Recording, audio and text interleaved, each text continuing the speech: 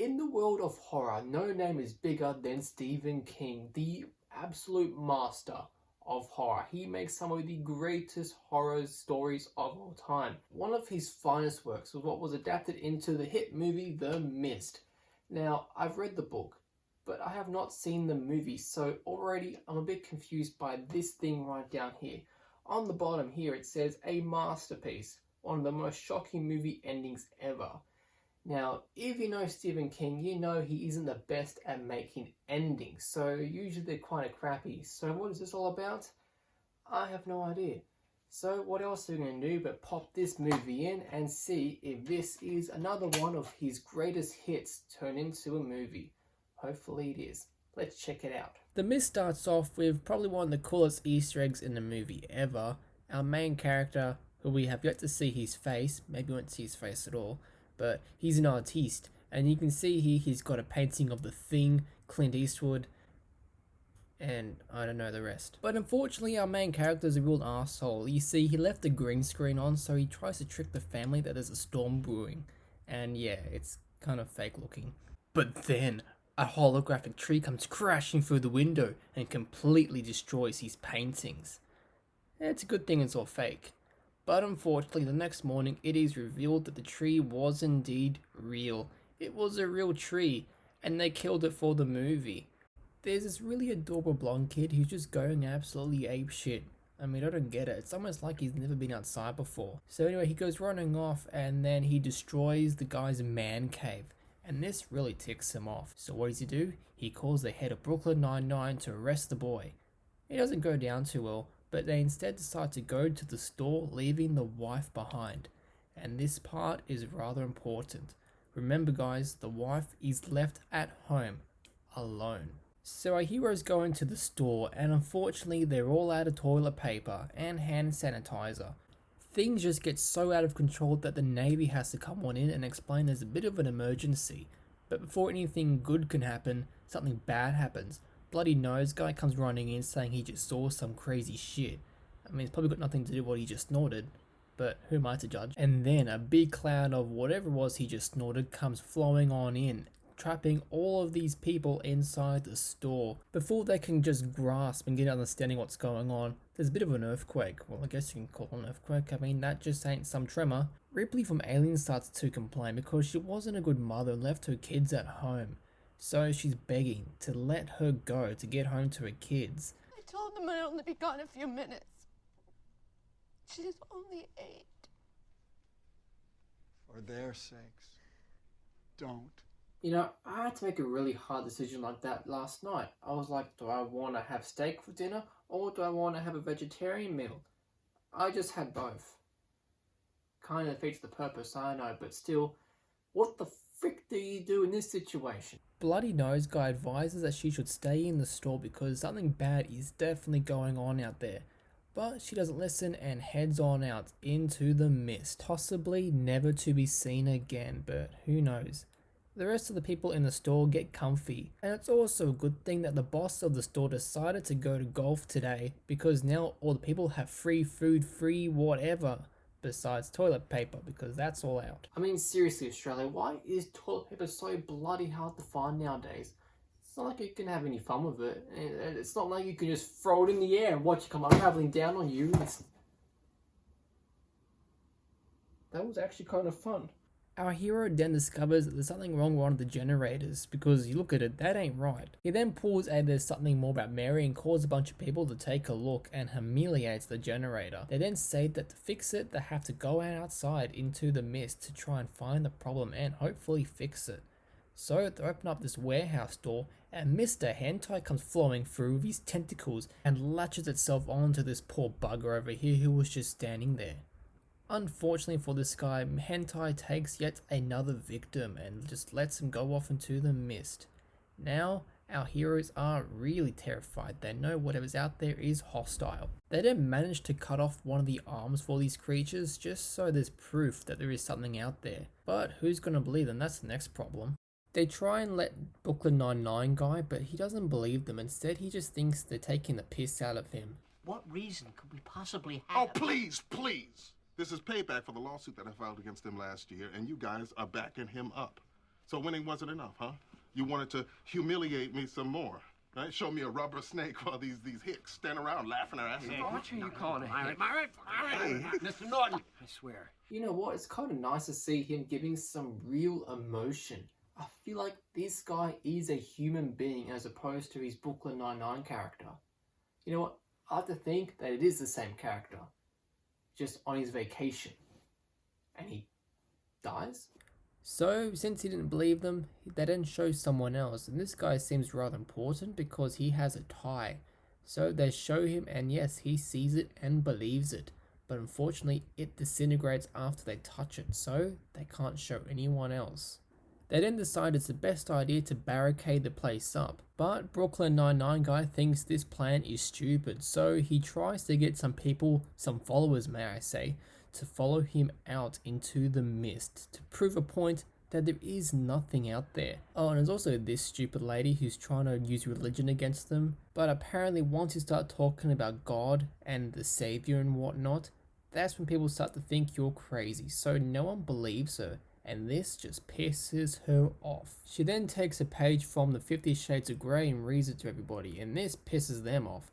So now there's a bit of a fight going on between her and the other people of the store, and yeah, there's arguing, there's cursing. It's not nice. Their beautiful, pure little minds have been corrupted. Sorry, I'm just allergic to bullshit. One of the female characters who's just sort of been in the background but obviously has the hots for our main character guy pulls out a gun and gives it to him. Not as in shooting him, but hands it over to him so that maybe he can use it on someone. It's kind of like if I did this. You see that guy over there? He's staring at me. I don't like him. So I'm just going to take out my gun and load it up for you and hand it over to you. Okay? I'm going to go walk over there and, you know, maybe look at some of the men's wear or something like that. But anyway, here's the gun. There's a guy over there. And yeah, I'm just going to go over here, okay? Thank you. Then Mr. Bikey guy gets the shits because someone ate the last Twinkie, so he starts a revolution and wants to go out there and buy some more. So he gets some other people, including Brooklyn Nine-Nine guy, to go on out there, pretty much against their will, to go and find some more Twinkies. Our main character guy has the bright idea of attaching a rope to them just so the people in the store know that it's safe to go out there. This guy offers him a knife, but he's all like, that ain't a knife, this is a knife. And that's a bit of a comic relief for you people because it's quite stressful. So some people go out into the mist, and this is when shit really starts to hit the fan. The rope that was attached to the bikey guy starts to go a bit, well, it's not going as if someone's walking. And the next thing you know, it's up in the air like he's flying away. Maybe he's an angel. They start to pull on the rope, bring it back into the store, and blood starts to appear on the rope. Something just ain't right.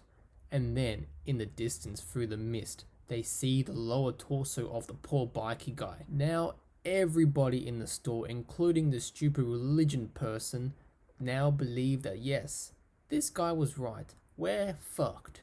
Now, nighttime is getting close, so the people of the store set up these fancy dancy high-tech lights because they don't want anyone tripping over aisle number 69. But this proves to be a bit of a problem for everybody because now the bugs, well I guess they're bugs, not just your typical cockroach, start being attracted to the lights and are all on the window. And this is the first time that some people in the store have seen what's out there. It's really hard to believe that what killed the bikey guy were just little cockroaches. But then a pterodactyl comes out of nowhere, or I guess you can say he came from the heavens, and snatches a cockroach.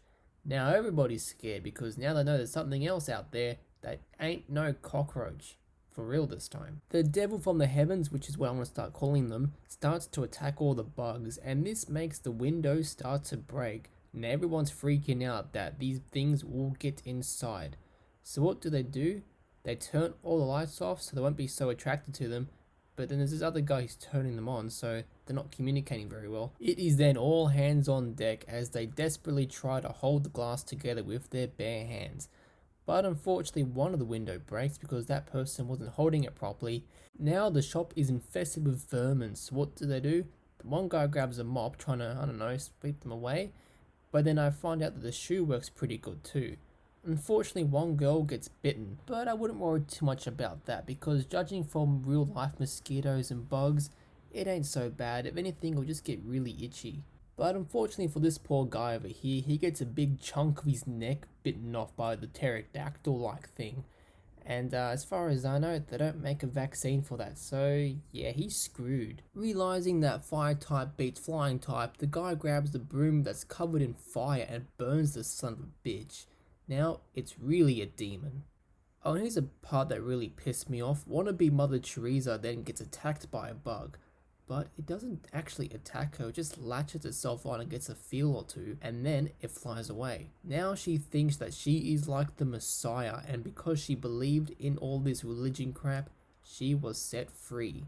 Oh, and the little kid nearly gets eaten, but thanks to the guy with the gun, the thing is killed. It's like having that really annoying friend back in school that made you do all the group work while they get all the credit for it.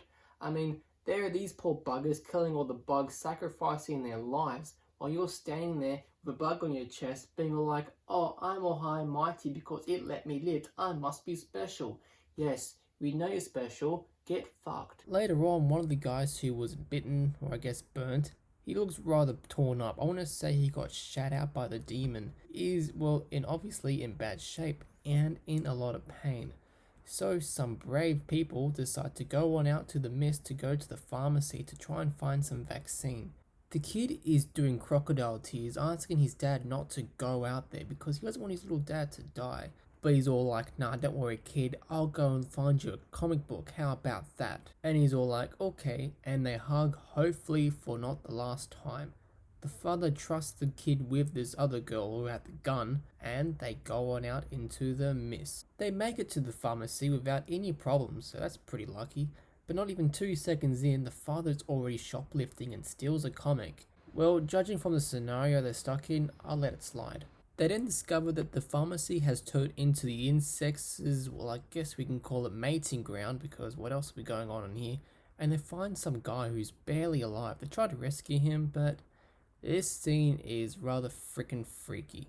The insects then come on out and start to attack our heroes, and it turns out this guy who they were trying to save has eggs inside him carrying all these tiny little nasty bugs. With his spidey sense, our main character realizes that the spider webs are actually acid. Eventually they hightail it out there with some casualties, but that's okay, at least the kid goes comic book. Our main character wakes up from a deep slumber only to realize that the whole shop has gone down to shit.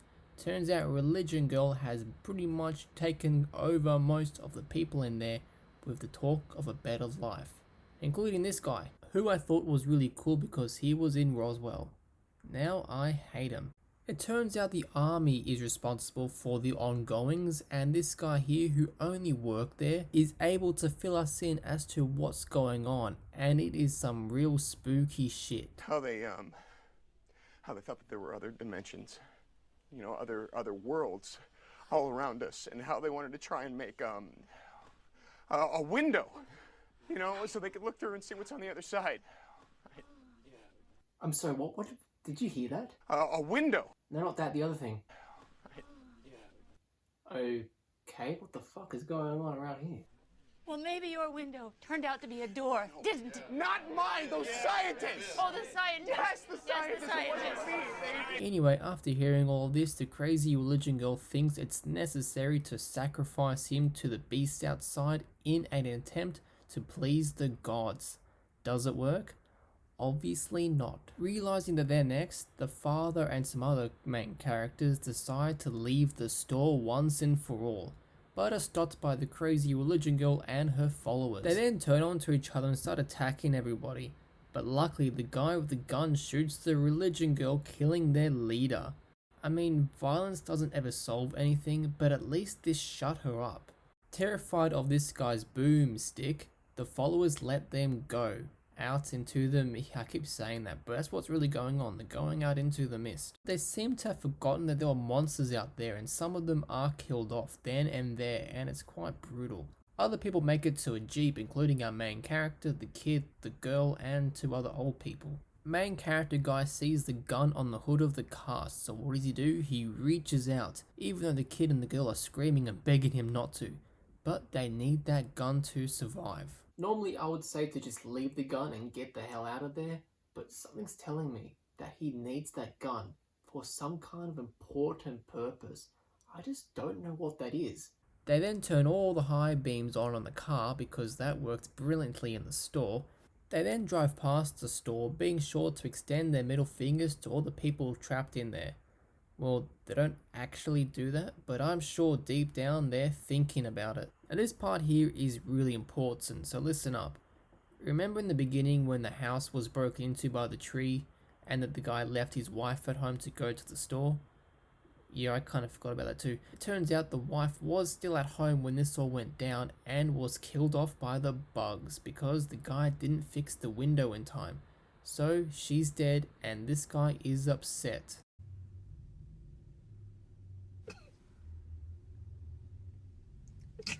Sorry, David. I'm just so sorry. Oh jeez, either that's crocodile tears or just horrible, horrible acting. Leaving all their problems behind, they drive off deeper into the mist where they can see more of the catastrophicness that was the mist. They then drive past this really big creature and holy shit, yeah, that's bloody enormous. But its tentacles look oddly familiar. They look like the ones that kid in the beginning was killed by. What must have been hours later, the car runs out of gas, so now they are trapped in the middle of nowhere. Our heroes, feeling kind of happy that they at least gave it a shot, realize that now it's now or never. They have to kill each other to at least get a painless death, otherwise they're going to be tortured by those creatures. So the main character guy pulls out the gun and realizes that there's 5 of them, but only 4 bullets. Now this is when the movie gets really difficult to talk about. Main character guy must make the heartbreaking decision to kill his son and everyone else in the car, leaving him the only survivor, doomed to the monsters outside. And unfortunately that is exactly what he does. Wait a minute. I don't remember that happened in the book. After doing the deed, we cut back to the character and he is absolutely broken, just shattering. I can only imagine what he must feel like right now. Absolute shit. Desperate to die, he gets out the vehicle, begging to be killed by the creatures of the mist just to put him out of his misery. Alright guys, this is it. The movie's almost finished. I'm ready to see the most disappointing movie ending of all time. Honestly guys, it's Stephen King. How shocking could this ending be? It's gonna be crap. Looking off into the mist, we can hear some monster noises. Something big is definitely making its way to him. But at least it'll put him out of his misery. He is absolutely broken. He just needs to be put out of his misery. Whatever it is, it better get to him quick and just put him down. Here it comes.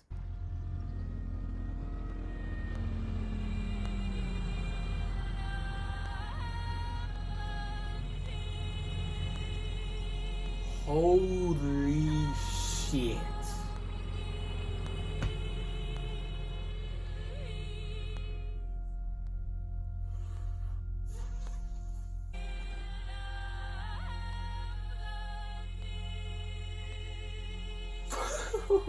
Fucking hell. Holy shit.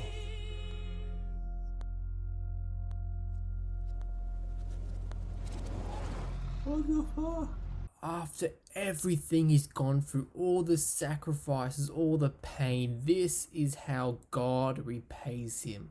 The biggest kick in the balls I've ever witnessed. He then goes down to his knees and lets out the most blood-curdling cry in movie history. Just fucked. Oh, what the fuck, what the actual shitballs. The cover did not freaking lie to me. That is definitely one of possibly the most shocking movie endings ever put to film. Well guys, that is actually how the movie ends, right there with the army rolling in and we get to see the help was just seconds away. Holy shit.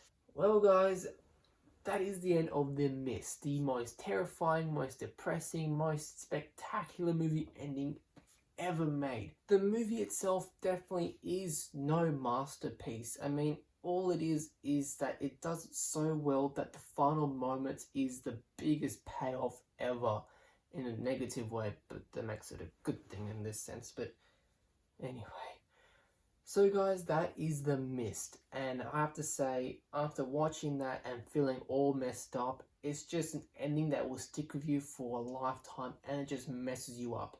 So what are we going to do about it? Next time we are going to go on to some lighter, happier movies. Next time, guys, we are going to watch a movie about a little mouse, and they're going for a hunt. It is Mouse Hunt. Let's just hope I can get the rights to it.